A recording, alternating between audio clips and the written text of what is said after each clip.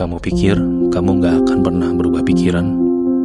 Atau kamu pikir kamu punya prinsip yang gak bisa digoyahkan? Padahal semakin keras kamu menolak sesuatu, semakin besar kemungkinan kamu akan menerimanya nanti. Itulah yang disebut dengan the pendulum effect. Makin jauh pendulum itu ditarik ke satu sisi, semakin kencang ayunannya ke arah yang berlawanan. Semakin sesuatu dilarang, semakin menarik jadinya. Ini disebut dengan psychological reactance. Otak kita secara alami menolak kontrol dari luar.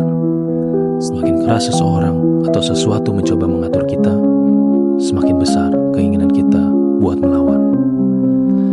Tapi otak kita juga gak suka berada dalam konstan menolak sesuatu. Jadi semakin lama kita terpapar dengan sesuatu yang kita benci, semakin kita terbiasa dengannya. Apa yang awalnya kamu lawan, perlahan menjadi bagian dari pola pikir kamu sendiri.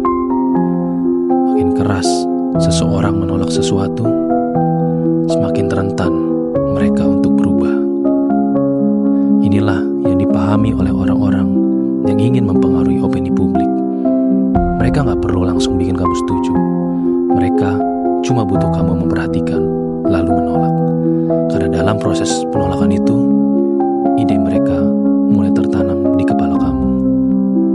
Itulah kenapa semakin banyak orang menyerang sebuah ide atau seseorang, semakin besar peluang mereka akhirnya diterima. Karena mereka tahu cukup dengan membuat kamu menolak sekarang, gak bisa bikin kamu menerima nanti. Pernah benci sesuatu lalu perlahan jadi suka? Pernah menolak sesuatu tapi akhirnya menerima tanpa sadar? Mungkin itu bukan perubahan biasa. Itulah the pendulum effect. Semakin jauh menariknya, semakin kuat dia kembali.